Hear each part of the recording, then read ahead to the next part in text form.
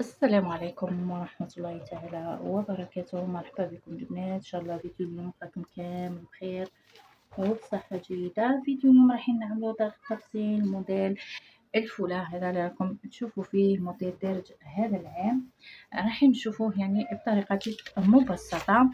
أول حاجة البنات رايحين نخدمو الباترون تاعنا، يعني نتوما فصلوا قندورات تاعكم عادي كيما متعودين. راح نجي هنا طبعا نحدد نصف الكتفين، ثم نزول حردة الإبط، ثم ربع دوران الصدر طبعا زائد قيمة الاتساع، ثم ربع دوران الخصر زائد قيمة الاتساع وقيمة ليبانس إذا عملنا ليبانس طبعا. وننزل طبعا إفازي بالقندورة تاعي إلى غاية الطول المرفوع بهذا الشكل.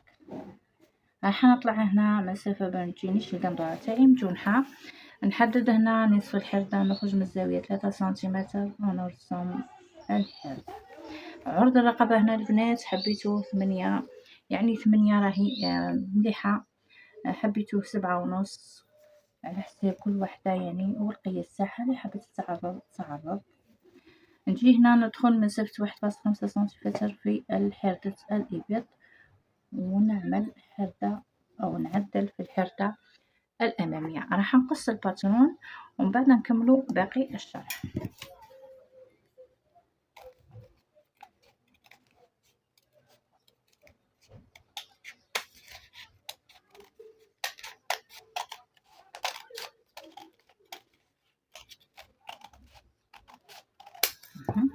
نفصل الأمام على الخلف هذا الشكل، ونجي نحدد رقبة الأمام. هنا طبعا البنات رايحين ندخلو في الحردة تاعنا هنا كما متعودين. نحدد لي بانس تاعي، راح ندخل مسافة 10 سنتيمتر ونطلع ب12 وننزل ب12 سنتيمتر، يعني من 10 إلى 12 سنتيمتر. اللي حبت دير قصة الأميرة دير عادي. نجي هنا للرقبة البنات، راح ننزل هنايا مسافة 15 سنتيمتر. بالنسبة للعمق راح نديه 20 سنتيمتر، اللي حبت أقل تدي أقل، يعني تقدر تدي 17، تقدر تدي 18، تقدر تدي 19، هذا طبعا اختياري. وراح نجي نعمل الرقبة تاعي بهذا الشكل. حبيت نقوسها شوية، نعمل تقويسة بهذه الطريقة باش تجيني هكا حصول العرض لفوق. واش راح نجي ندير، راح نقص الرقبة تاعي وبعد نكملو باقي التفصيل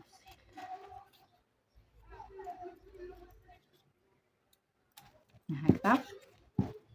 واش ندير البنات، راح نجي هنايا طبعا عندي قصة هنا، راح نجي من هنا ونكمل القصة تاعي الى غاية الحردة بهذا الشكل. راح نلغي هذا القطعتين هذو تاع الاكتاف، لاني من بعد راح نستبدلهم بهذا الشكل، ما نرميوهمش خليهم بجيه انهم بعدا نستبدلوهم. واش نجي ندير هنا البنات، نجيب الفوله تاعي هذيك نحطها هنا تكون بالاتجاه، يعني تكون هكذا الفوله هذيك تكون هكذا في الاتجاه هذا. نحط البي تاعي ونسجف الرقبه ونرجع للخلف، ونقدر يعني نحط القطع تاع الاكتاف قبل يعني ما نسجف.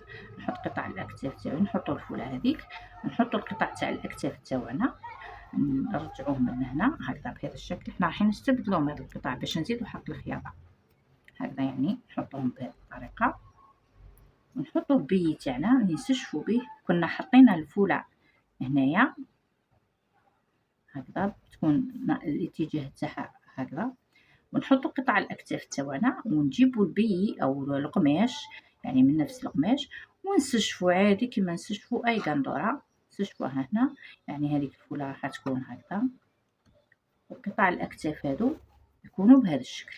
من بعد نسجف ونرجع، كنرجع الفوله تاعي هذه راح تطلع للاعلى، وهذو الاكتاف راح يرجعوا للمكان تاعهم، وتجيني يعني خياطه انفينيه. هذو القطع البنات راح نستبدلوهم بقطع اخرين، يعني راح نشوفوا كيفاش نستبدلوهم. المهم تكونوا فهمتوا هذا البلاصه كيفاش يعني رايحين نفينيوها، ان شاء الله تكون يعني مفهومه. فقط اللي ما فهمتش تعاود الفيديو راح تفهم اكثر. ننقلوا هنا البنسه تاعنا من الجهه الاخرى هكذا. هادو قطع الاكتاف البنات شوف كيف انا عاملهم. نجيبو قطعه يعني من القماش نطويوها على 4، هذه الجهه المغلقه. نجيبو القطعه تاعنا هذه جهه الرقبه نحطوها بهذا الشكل هكذا، ونبديو نفس يعني القياسات، لكن من هنا من الاسفل قلنا نزيدو 1 سنتي تاع الخياطه، يعني راح تروح في الخياطه. اما جهه الرقبه راح تجينا مغلوقه، يعني راح تجينا مفينيه، القطعه تاعنا راح يجيو مفينين. هادو هما البنات، هادو القطع تاع الرقبه راح يجيونا يعني مفينين مغلوقين. قلنا نحطو الفوله تاعنا هنا، نحطو قطع تاع الاكتاف تاعنا بهذا الشكل هكذا، بهذه الطريقه نستشفو، يعني نخيطو البي تاعنا من هنا، من بعد نقلبوه. كي نقلبوه راح يرجع لنا قطع تاعنا هنايا، والفوله هذه راح تولي تطلع للاعلى. من بعد واش نجيو نديرو، نجيبو البي تاعنا ونخيطوه هنايا في هذا المكان بهذا الشكل، يعني يكون تحت الفوله هذيك، يعني بحوالي 3 سنتيمتر ولا. بعد نزينو هنايا هذا المكان بلي بيرل ولا اي تزيين انتم تحبوه. اما هنا راح يكون بي، ان شاء الله تكون الفكره تفهمت وتوضحت. بالنسبه للبنات للخلف، الخلف هنايا طبعا نعملوا لي بانس. اذا عملنا البانس للامام نعملوا للخلف، ندخلوا 13 سنتيمتر، نطلع هنا من سفت 15 سنتيم وننزل ب 15 سنتيم. هنا طبعا البانسه الخلفيه تجينا دائما اطول من البانسه الاماميه، لانه ما عندناش بروز كما الامام، يعني بروز في الصدر. هنايا الرقبة الخلفية، طبعا الرقبة الخلفية كان عاملينها نفس الرقبة هذه الأمامية، وتكون شوية أقل عليها، وكاين اللي دايرينها فقط يعني على شكل دائري. هنا مش حبيتو تعمقوا فيها، عمقوا نقصوها بهذا الشكل، ومن بعد تسجفوها وتركبوا هذوك الأشرطة نتاع البي في الرقبة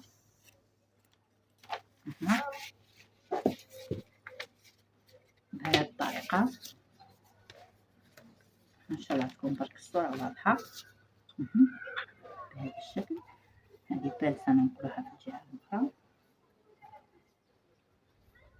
قلنا هنا نستشفوا الرقبة تاعنا، حبيتو تعملوها نفس رقبة الخلف تقدروا تعملوها، حبيتو تعملوها يعني رقبة دائرية، وفقط الأشرطة تاع البي هذوك تخيطوا البي تاعكم تطويوها على 2 هكذا، وتجيو تخيطوا يعني هذوك الأشرطة تاع البي في الرقبة. بعد ما تستشفوها تركبوا هذوك الأشرطة هنايا في هذا المكان، يعني تعملوا شحال من شريط. هذا البنات بالنسبة للموديل تاع اليوم. بالنسبة للأكمام، أكمام كما راكم تشوفوا فقط أكمام كوربي هكذا.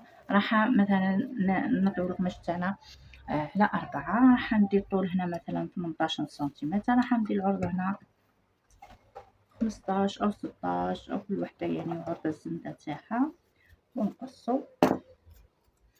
هنا البنات حبيتو دوبليوهم، يعني كلكم تعملوا فيه مرتين، خيطوهم مع بعضهم يجيكم واقفين. حبيتو تعملوهم هكذا عادي. هنا طبعا تجيو تركبوا الفوله تاعكم. من الاحسن البنات هنايا الدوبليو الكم، يعني تجيو تركبوا الفوله تاعكم هذيك هنا، هذيك الفوله تركبوها هنا، تبطنوا الكم تاعكم هكذا، تحطوا الفوله تاعكم هذيك هنا على الحيطه، تخيطوها هنا على الحيطه، وتجيبوا التبطين تاع الكم تاعكم تخيطوه هنايا. بعدك تقلبوا راح يجيكم بهذا الشكل، الفوله هذيك ترجع تهبط، والكم تاعنا راح يجينا يعني واقف.